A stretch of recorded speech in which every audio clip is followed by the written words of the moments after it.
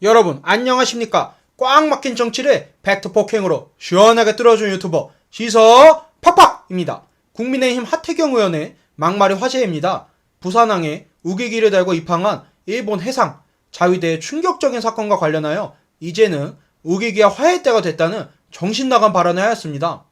누구 맘대로 화해합니까? 일본 제국주의 침략전쟁의 상징인 우기기를 옹호하는 게 대한민국 국민으로서 정상인가요?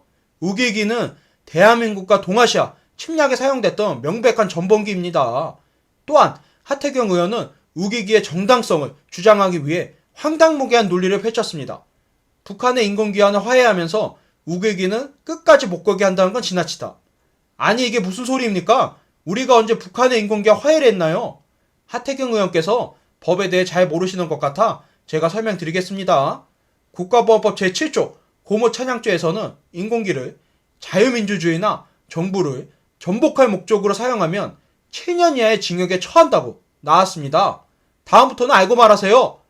총선을 앞두고 윤석열 대통령의 대대적인 공영방송 장악 작업이 시작되었습니다. 문재인 정부에서 임명한 한상혁 방통위원장이 결국 임기를 채우지 못하고 대통령실에 의해 면직되었는데요.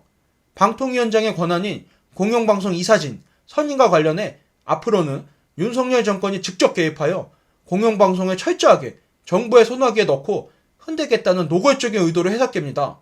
경제 소식입니다. 소득분배 지표가 3년 만에 악화되었다는 통계가 나왔습니다. 지난 25일 통계청이 발표한 가계 동향 조사에 따르면 고소득층과 저소득층의 격차는 올해 크게 벌어졌습니다. 하지만 소득분배 지표에 대한 보도는 일부 진보 언론을 제외하고 대다수의 언론들은 침묵 중입니다. 지난 몇 년간 소득분배 지표를 정부 성과의 중요 잣대로 사용하던 우리 보수 언론들 전부 어디 갔죠? 문재인 정부 때는 매일 아침 뉴스 1면에서 최저임금 인상과 소득주도 성장으로 경제적 불평등이 심화되었다는 뉴스가 쏟아져 나오더니 지금은 경제지에서조차 윤석열 정권의 심각한 양극화 문제가 언급도 되지 않습니다. 보수 언론의 정권에 따른 선택적 침묵을 보니 우리 시사팍팍이 더욱 열심히 진실을 보도해야겠다는 생각이 드네요. 그런 의미에서 다시 한번 외치겠습니다. 시서 팍팍! 마지막 소식입니다. 간호법이 결국 국회의 문턱을 넘지 못하고 폐기되었습니다. 윤석열 대통령의 거부권 행사로 다시 국회로 넘어온 간호법은 국민의힘의 반대 속에 결국 부결되고 말았습니다.